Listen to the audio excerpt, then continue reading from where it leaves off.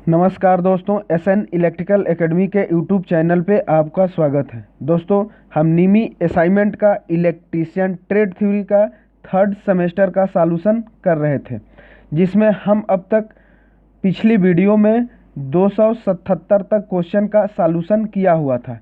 इस वीडियो में हम 278 नंबर क्वेश्चन से सॉल्यूशन करेंगे और थर्ड सेमेस्टर का अब तक का टोटल 18 पार्टों में हम वीडियो अपलोड किया हुआ है। ये जो पार्ट होगा ये 19 नंबर पार्ट होगा और ये वीडियो उन स्टूडेंट के लिए इम्पोर्टेंट होगी जो स्टूडेंट आईटीआई सेकेंड ईयर के स्टूडेंट हैं और उनका अभी रिसेंटली सीबीटी एग्ज़ाम देना है, जो कि डेट पब्लिश हो चुका है और एडमिट कार्ड भी आ गया है।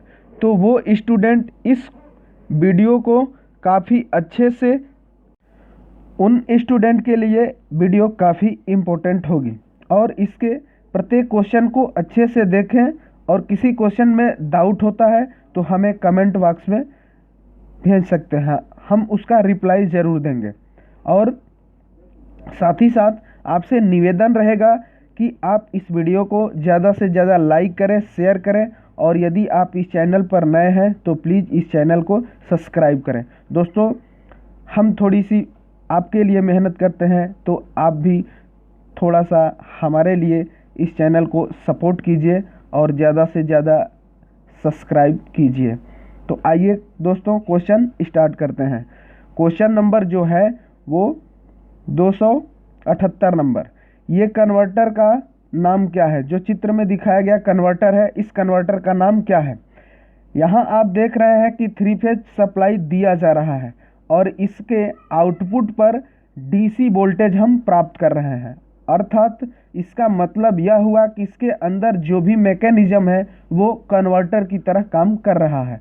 तो हम यहाँ एसी दे रहे हैं और यहाँ डीसी पा रहे हैं, इसका मतलब कि ये जरूर कोई कन्वर्टर होगा। तो यहाँ सिंबल आप देख रहे हैं, तो ये सिंबल जो है SCR का है, SCR का ये सिंबल है।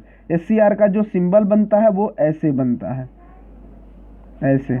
और ये इसका जो है पॉजिटिव टर्मिनल एनोड हो जाता है, ये कैथोड हो जाता है और ये गेट हो जाता है। SCR में 3 टर्मिनल होते हैं, एनोड, कैथोड और गेट। और इसका फुल फॉर्म जो होता है सिलिकॉन कंट्रोल्ड रेक्टिफायर। अर्थात ऑप्शन जो ए है वो मेटल रेक्टिफायर है, गलत हो जाएगा। बी जो है रोटरी कन्वर्टर, ये भी नहीं होगा। सी जो है मरकरी आर्क रेक्टिफायर, ये भी नहीं होगा। डी जो है सिलिकॉन कंट्रोल्ड रेक्टिफायर, यानी ऑप्शन नंबर डी सही हो जाएगा। नेक्स्ट क्वेश्चन, चित्र में दिखाया गया 289 नंबर क्वेश्चन, कन्वर्टर का नाम क्या है? ये जो कन्वर्टर का नाम है, ये आप देख रहे हैं 3 फेज सप्लाई दिया जा रहा है और यहाँ पे कम्यूटेटर लगा है और यहाँ पे आउटपुट डीसी करंट दे रहा है। यानी एसी हम दिए हैं 3 फेज की सप्लाई और हम यहाँ इसके आउटपुट पे डीसी प्राप्त कर रहे हैं। ये भी एक प्रकार का कन्वर्टर है और ये जो कन्वर्टर है ये रोटरी कन्वर्टर है, यानी ऑप्शन जो ए है मेटल रेक्टिफायर, गलत हो जाएगा। बी जो है रोटरी कन्वर्टर, यानी ऑप्शन नंबर बी सही हो जाएगा। ये जो क्वेश्चन है 6 जनवरी 2022 को जो सीबीटी एग्जाम ट्रेड थ्योरी के हुए हैं उसमें ये क्वेश्चन पूछा गया है। तो ये क्वेश्चन अभी हो सकता है रिपीट हो जाए। Next question 280 number, synchronous motor operation के लिए डीसी आपूर्ति क्यों आवश्यक होती है? सिंक्रोनस मोटर में डीसी, सिंक्रोनस मोटर जो होती है डबल एक्साइटेड मशीन होती है। क्यों? क्योंकि इसके स्टेटर में जो सप्लाई दी जाती है वो 3 फेज एसी सप्लाई होती है और इसके फील्ड के एक्साइटेशन के लिए हम डीसी सप्लाई देते हैं। वो एक्साइटेशन से ये मोटर जो है वो सिंक्रोनस स्पीड पर लगातार चलती रहती है, इसलिए डीसी सप्लाई की आवश्यकता होती है। क्यों? क्योंकि मोटर को सिंक्रोनस स्पीड पर चलाने के लिए। ऑप्शन ए जो है हानियों को कम करेगा, गलत हो जाएगा। बी जो है वो शुरू में मोटर स्टार्ट करेगा, ये भी नहीं होगा। बी सी जो है मोटर को ओवरलोड के साथ चलाएगा, ये भी नहीं होगा। डी जो है मोटर को तुल्यकालिक गति से चलाएगा, यानी ऑप्शन नंबर डी सही हो जाएगा। नेक्स्ट क्वेश्चन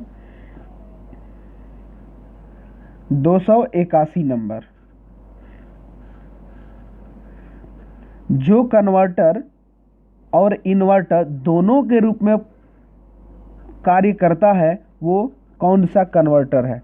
तो इन्वर्टर और कन्वर्टर दोनों के रूप में जो कार्य करता है वो तुल्यकालिक कन्वर्टर होता है।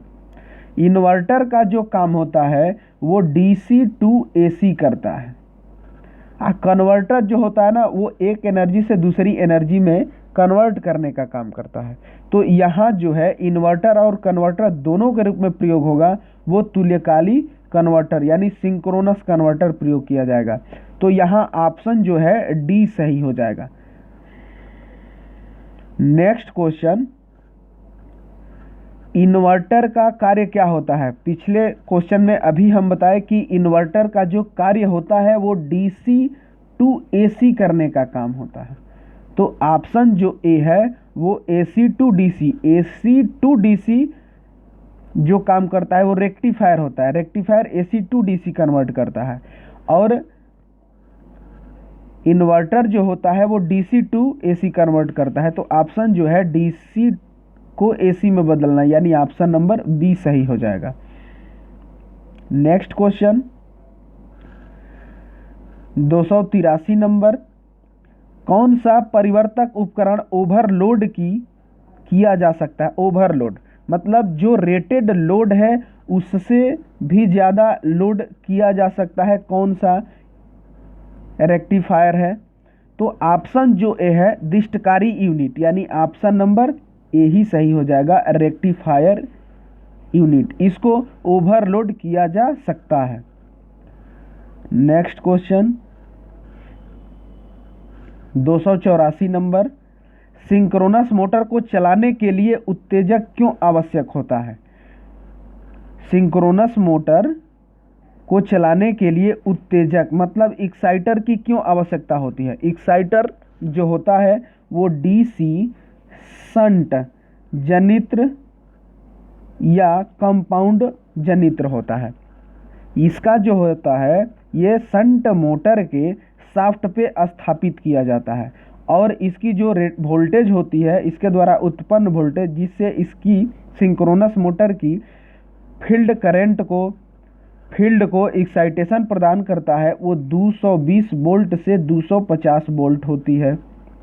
तो यहाँ पूछा है कि एक्साइटर किसको कहते हैं? तो एक्साइटर का जो काम होता है वो सिंक्रोनस मोटर को सिंक्रोनस गति पर चलाने या चलाता रहता है हमेशा, यही एक्साइटर का काम होता है। और एक्साइटर में जो हम मशीन लेते हैं वो डीसी शंट जनित्र या कंपाउंड जनित्र होती है और इसके द्वारा उत्पादित जो वोल्टेज होता है वो 220 वोल्ट से 250 वोल्ट होता है। ऑप्शन जो होगा वो ए है मोटर को अधिक भार ले जाएगा, गलत हो जाएगा। पावर फैक्टर में सुधार करेगा। सिंक्रोनस मोटर का ये भी काम होता है पावर फैक्टर में सुधार करना है, ये काम होता है, लेकिन यहाँ पूछा है एक्साइटर का तो एक्साइटर में ये गलत हो जाएगा।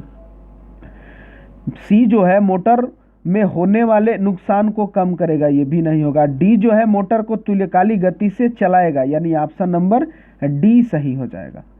Next question 285 number. किस एप्लीकेशन को केवल डीसी की आवश्यकता होती है? डीसी किसमें यूज किया जाता है डीसी को? तो ऑप्शन जो ए है वो इलेक्ट्रोप्लेटिंग। तो ऑप्शन जो ए है इलेक्ट्रोप्लेटिंग विद्युत लेपन, इसी में डीसी की आवश्यकता होती है, इसलिए ऑप्शन नंबर ए सही हो जाएगा। इंडक्शन मोटर दिया है तो इसमें तो एसी होता है और अगला जो दिया है रिपल्सन मोटर ये भी एसी होती है, सिंगल फेज मशीन होती है। Next question 286 number. दिष्टकारी डायोड में एलईडी को कन्वर्टर के रूप में क्यों डाला जाता है? एलईडी का अर्थ होता है लाइट इमिटिंग डायोड, और ये कम शक्ति खपत करती है, और इसके जितने भी इसमें हम एनर्जी दिए तो उसमें से ज़्यादा एनर्जी को ये लाइट में बदल देती है और कम से कम एनर्जी को ये लॉस करती है। लाइट इमिटिंग डायोड इसका फुल फॉर्म होता है। ये फॉरवर्ड बायस में काम करती है, और फॉरवर्ड बायस में जब काम करती है तो इसके द्वारा जो प्रकाश होता है वो उत्सर्जित होता है। ऑप्शन जो ए है वो हेवली डोप्ड युक्ति है, नहीं। बी जो है बहुत कम शक्ति युक्ति है, यानी ऑप्शन नंबर बी सही हो जाएगा। 287 नंबर क्वेश्चन है, सिंक्रोनस मोटर का मुख्य अनुप्रयोग क्या होता है? सिंक्रोनस मोटर का मुख्य प्रयोग, इसका हम 95% जो यूज में लेते हैं सिंक्रोनस मोटर का 95% पावर फैक्टर सुधारने में करते हैं, और 5% के रूप में ही हम इसको लोड चलाने के लिए यूज करते हैं। ज़्यादातर में सिंक्रोनस मोटर का use power factor improvement, power factor सुधार में किया जाता है। तो ये जो है लिफ्ट क्रेन, इसमें तो कम्युलेटिव कंपाउंड मोटर भी प्रयोग कर सकते हैं, तो ये गलत हो जाएगा। कागज रोलिंग मिल, ये भी नहीं होगा, इसमें भी कम्युलेटिव कंपाउंड मोटर ही होगी। और सी जो है AC टू DC कन्वर्टर, ये तो रेक्टिफायर हो जाएगा, रेक्टिफायर का काम होता है AC टू DC। और डी जो है पावर फैक्टर करेक्शन डिवाइस, यानी ऑप्शन नंबर डी हो जाएगा। Next question 288 number, motor generator set का लाभ क्या है? MG set motor generator set का लाभ ये होता है कि इसमें 3 फेज सप्लाई, इसमें 2 मशीनें होती है, एक मोटर होगी और एक जनरेटर होगी। मोटर में 3 फेज इंडक्शन मशीन होगी और जनरेटर में शंट या कंपाउंड जनरेटर होगी। इसमें इस मोटर में हम 3 फेज सप्लाई देंगे RYB, और जब ये मोटर चलने लगेगी तो ये जनरेटर इस मोटर के शाफ्ट पर ही लगी रहती है, तो इस शाफ्ट पर लगे होने के कारण जब मोटर घूमना स्टार्ट की तो साथ ही साथ जनरेटर भी घूमने लगी, और इस जनरेटर के द्वारा जो आउटपुट वोल्टेज हुआ वो हमको DC मिला। अर्थात हमको आसानी से DC प्राप्त करने के लिए MG सेट का प्रयोग किया जाता है या चुनाव करते हैं। तो ऑप्शन जो ए है वो शोरहीन गलत हो जाएगा। उच्च दक्षता, ये भी नहीं होगा। कम रखाव की आवश्यकता है, ये भी नहीं होगा। डी जो है DC आउटपुट वोल्टेज को आसानी से नियंत्रित किया जा सकता है और प्राप्त किया जा सकता है, यानी ऑप्शन नंबर डी सही हो जाएगा। Next question 289 number, rotary converter के भाग X का कार्य क्या है? X यहाँ फिगर दिया है, इसका कार्य पूछ रहा है। ये जो है यहाँ जो है कि 3 फेज सप्लाई दिया जा रहा है इस मशीन में, और इस X के भाग को दिखाया जा रहा है। तो ये जो भाग है यहाँ आप देखेंगे कि 3 फेज सप्लाई दिया जा रहा है, और यहाँ देखेंगे आप कि DC आउटपुट में मिल रहा है। मतलब ये जो मशीन है वो काम कर रही है AC टू DC कन्वर्ट कर रही है। और ये जो भाग है इसका नाम है कम्यूटेटर। और कम्यूटेटर का काम होता है कि अगर इसके इनपुट पर हम AC दिए तो इसके आउटपुट पर हमको DC मिलेगा। अगर हम इसके इनपुट पर DC दिए तो आउटपुट पर हमको AC मिलेगा। कन्वर्ट उल्टा कर देता है। तो यहाँ AC इसमें इनपुट में हम दिए तो यहाँ जो काम है ये कि बदल दिया उस एनर्जी को और DC में कन्वर्ट किया, तो इसी का नाम है कम्यूटेटर। और कम्यूटेटर का जो काम होता है AC टू DC और DC टू AC करना। तो X के रूप में दिखाए गए भाग का नाम कम्यूटेटर है। ऑप्शन जो ए है वो AC को DC में परिवर्तित करता है, तो ऑप्शन जो ए है वही सही हो जाएगा। क्यों? क्योंकि इसके इनपुट में AC दिया था तो आउटपुट में DC मिला था, यही कन्वर्टर का काम किया, तो यही कम्यूटेटर हो जाएगा। नेक्स्ट क्वेश्चन 290 नंबर, शुरू में एक तुल्यकाली मोटर में डैम्पर वाइंडिंग का उद्देश्य क्या होता है? शुरू में डैम्पर वाइंडिंग का जो उद्देश्य होता है वो सिंक्रोनस मोटर में डैम्पर वाइंडिंग का दो कार्य होता है। एक, मोटर को स्टार्ट भी करने का काम डैम्पर वाइंडिंग का ही होता है, और जब मोटर में हंटिंग इफेक्ट आता है तो उस इफेक्ट को दूर करने में भी डैम्पर वाइंडिंग का ही प्रयोग किया जाता है। हंटिंग इफेक्ट आता कैसे है? जब मोटर पे हम लोड में वेरिएशन आता है, लोड कम ज़्यादा होता है, तो उस मोटर के शाफ्ट वाइब्रेट करने लगता है, उसी को हम हंटिंग कहते हैं। और हंटिंग इफेक्ट को दूर करने के लिए डैम्पर वाइंडिंग की जाती है, और डैम्पर वाइंडिंग जो की जाती है इसके बाहरी छोर पे, पोल पे होल करके इसमें कापर की छड़ डाल दी जाती है, जिससे वाइब्रेट समाप्त हो जाता है, हंटिंग इफेक्ट समाप्त हो जाता है। तो ऑप्शन जो ए है वो है रोटर शुरू करने के लिए उच्च वोल्टेज की उत्पादन करे नहीं। बी जो है मोटर को घुमाने के लिए उच्च धारा का उत्पादन करे, ये भी नहीं होगा। सी जो है टॉर्क पैदा करता है और तुल्यकाली गति के पास चलाता है, ये भी नहीं होगा। डी जो है एक नियत गति बनाए रखने के लिए एक उच्च चुंबकीय क्षेत्र का निर्माण करता है, यानी ऑप्शन नंबर डी हो जाएगा। Next question 291 number, synchronous motor synchronous गति से क्यों नहीं चलती? सिंक्रोनस मोटर सिंक्रोनस गति से इसलिए नहीं चलती क्योंकि उसका प्रॉपर एक्साइटेशन नहीं हो पाता है, यानी ऑप्शन जो ए है अपर्याप्त एक्साइटेशन, ऑप्शन नंबर ए सही हो जाएगा।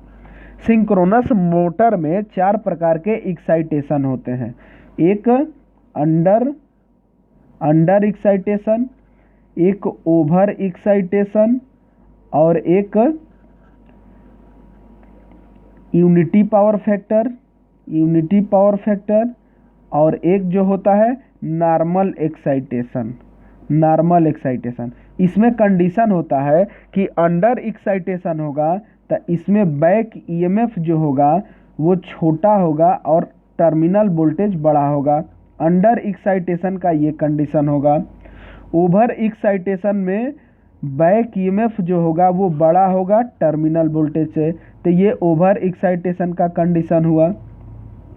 यूनिटी पावर फैक्टर पर भी बैक ईएमएफ बड़ा होता है टर्मिनल वोल्टेज से, ये यूनिटी पावर फैक्टर का कंडीशन हुआ।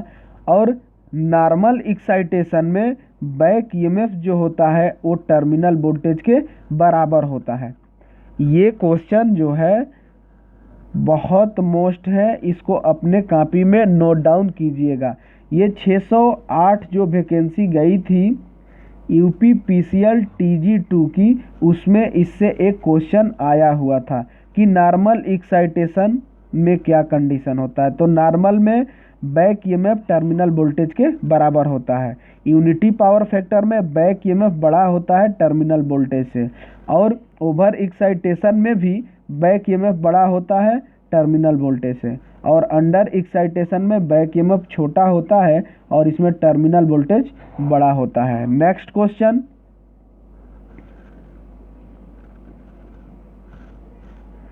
292 नंबर, सिंक्रोनस मोटर को सिंक्रोनस कंडेंसर के रूप में कैसे उपयोग किया जाता है? सिंक्रोनस कंडेंसर का मतलब होता है सिंक्रोनस मोटर को नो लोड, बिना लोड के ओवर एक्साइटेशन पर चलाना, और ओवर एक्साइटेशन का कंडीशन था बैक ईएमएफ बड़ा होगा टर्मिनल वोल्टेज से। मतलब सिंक्रोनस मोटर को हम जब नो लोड पर ओवर एक्साइटेशन पर चलाते हैं तो वो जो कंडीशन बनती है वो सिंक्रोनस मोटर की सिंक्रोनस कंडेंसर कहलाती है। तो इसमें जो एक्साइटेशन होगा वो ज़्यादा होगा, मैक्सिमम एक्साइटेशन होगा, ओवर एक्साइटेशन होगा। ऑप्शन जो ए है मोटर लोड में बदलाव गलत होगा, रोटर उत्तेजन में बदलाव, यानी ऑप्शन नंबर बी सही हो जाएगा, उत्तेजन में बदलाव। नेक्स्ट क्वेश्चन 293 नंबर, तुल्यकाली मोटर में डैम्पर वाइंडिंग का कार्य क्या होता है? डैम्पर वाइंडिंग का कार्य जो होता है वो दो काम होते हैं सिंक्रोनस मोटर में, मोटर को स्टार्ट करने में और हंटिंग इफेक्ट आता है तो उसको दूर करने में डैम्पर वाइंडिंग का प्रयोग किया जाता है। तो ऑप्शन जो ए है, पावर फैक्टर बनाने के लिए तुल्यकाली मोटर का प्रयोग किया जाता है, इसलिए गलत हो जाएगा। बी जो है वो फील्ड वाइंडिंग को उत्तेजित करता है, फील्ड वाइंडिंग उत्तेजित करके हम पावर फैक्टर सुधारते हैं, इसलिए ये भी नहीं होगा। सी जो है नियत गति बनाने के लिए, ये भी नहीं होगा। सिंक्रोनस मोटर शुरू करने के लिए, यानी ऑप्शन नंबर डी सही हो जाएगा। नेक्स्ट क्वेश्चन 294 नंबर, कौन से कन्वर्टर में उच्चतम दक्षता होती है? जो उच्चतम दक्षता जो होती है वो SCR कन्वर्टर में होती है, सिलिकॉन कंट्रोल्ड रेक्टिफायर। तो ऑप्शन जो ए है वो SCR silicon controlled rectifier, option number A सही हो जाएगा। रोटरी कन्वर्टर होता है, इसमें मूवेबल मशीन होती है, इसलिए इसकी इफिशियंसी कम हो जाती है। और MG सेट में भी इफिशियंसी कम हो जाती है क्योंकि इसमें 3 फेज इंडक्शन मशीन और एक जनरेटर लेते हैं, जनरेटर में शंट या कंपाउंड होगा, इसलिए इसका भी कम हो जाएगा। और मरकरी आर्क रेक्टिफायर से इसकी भी दक्षता होती है, लेकिन इससे थोड़ी ज़्यादा होती है SCR की, इसलिए यहाँ प्रीफर जो करेंगे SCR सिलिकॉन कंट्रोल्ड रेक्टिफायर, इसलिए ऑप्शन नंबर ए सही हो जाएगा। नेक्स्ट क्वेश्चन,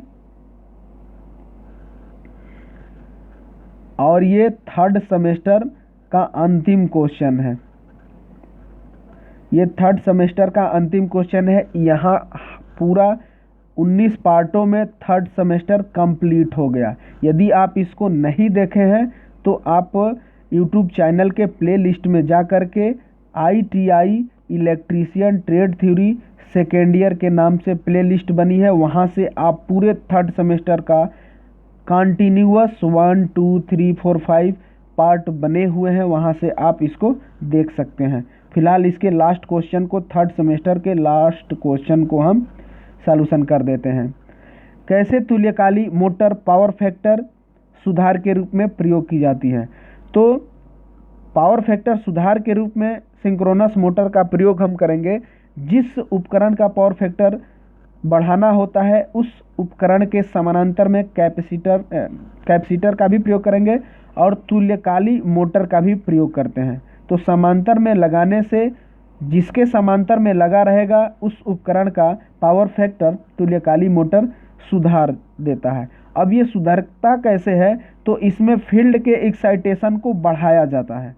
जब फील्ड के एक्साइटेशन को बढ़ाते जाएंगे तो फील्ड एक्साइटेशन के कारण इसके पावर फैक्टर में सुधार होने लगता है। तो ऑप्शन जो ए है, लाइन वोल्टेज में बदलाव, नहीं होगा। बी जो है फील्ड उत्तेजन में बदलाव, यानी ऑप्शन नंबर बी हो जाएगा। तो दोस्तों आपसे उम्मीद करते हैं कि हमारा एक्सप्लेन करने का तरीका आपको अच्छा लगा होगा, और यदि आपको अच्छा लगा है तो इस वीडियो को ज़्यादा से ज़्यादा लाइक करें, शेयर करें, और यदि आप इस चैनल पर नए हैं तो इस चैनल को सब्सक्राइब करें। तो दोस्तों हम total third semester electrician trade theory का नीमी असाइनमेंट का टोटल 19 पार्टों में पूरा सॉल्यूशन कर दिया हुआ है। यदि आप इसको देखना चाहते हैं तो इस चैनल के प्लेलिस्ट में जाइए और वहाँ पे ITI सेकेंड ईयर के नाम से प्लेलिस्ट बनी है, वहाँ आप इसको देख सकते हैं। वहाँ क्रम से वीडियो पड़ी है, 1 2 3 ऐसे करके 19 पार्टों में वीडियो पड़ी हुई है, तो आप देख लें। इससे CBT एग्ज़ाम जो आपका रिसेंटली होने वाला है उसमें हूबहू 100% क्वेश्चन आपको हूबहू मिलेंगे। तो आप अच्छे से देखिएगा, समझिएगा, और फिर भी किसी क्वेश्चन में डाउट होता है तो हमें कमेंट बॉक्स में पूछिएगा, हम उसका ज़रूर रिप्लाई देंगे। और दोस्तों साथ ही साथ आपसे निवेदन रहेगा कि इस वीडियो को और इस चैनल को ज़्यादा से ज़्यादा सब्सक्राइब करें ताकि नेक्स्ट जो भी वीडियो हम अपलोड करें तो आपके पास सबसे पहले पहुंच जाए। तो इस वीडियो में बस इतना ही। तब तक के लिए बाय बाय, टेक केयर।